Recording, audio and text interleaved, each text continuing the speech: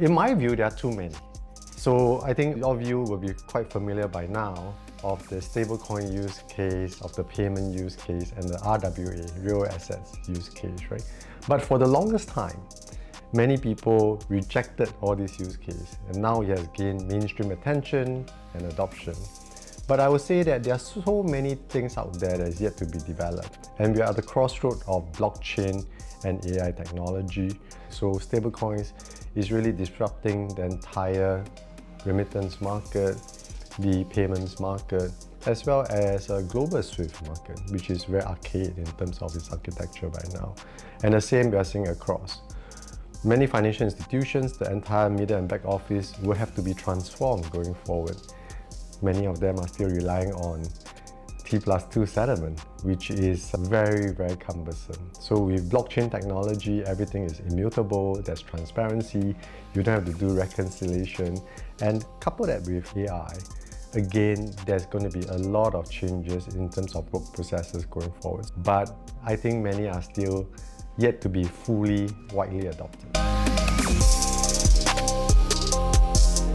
I think firstly, we should applaud the EU regulators for coming out with clarity using the MiCA framework on both crypto regulations as well as stablecoins.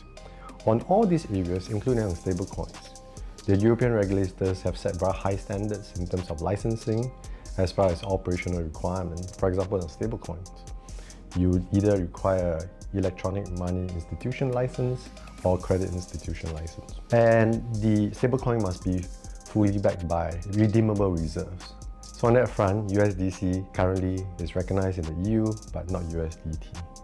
How would that continue to evolve? It really depends on the agenda and the policy considerations of the European regulators. Top of mind there would be things like financial stability and also monetary sovereignty. So European regulators will be quite concerned with non-EU denominated currency. If they continue to gain dominance, will they displace the European currencies locally? So I don't think they will let that happen.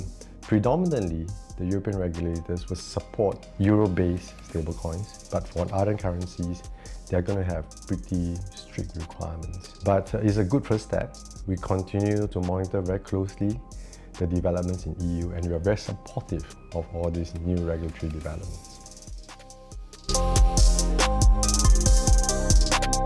Human beings, we are creatures of habits.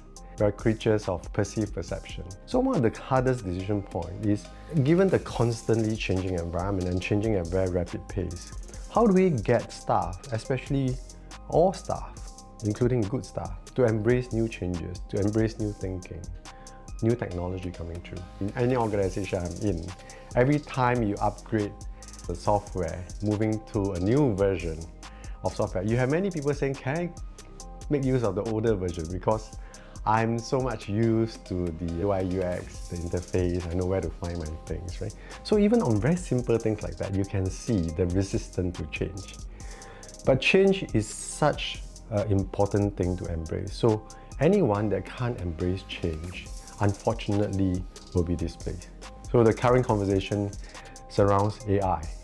I always tell my staff, look, you either embrace AI, or if you choose not to embrace it and use it in your day-to-day operations, you will be displaced.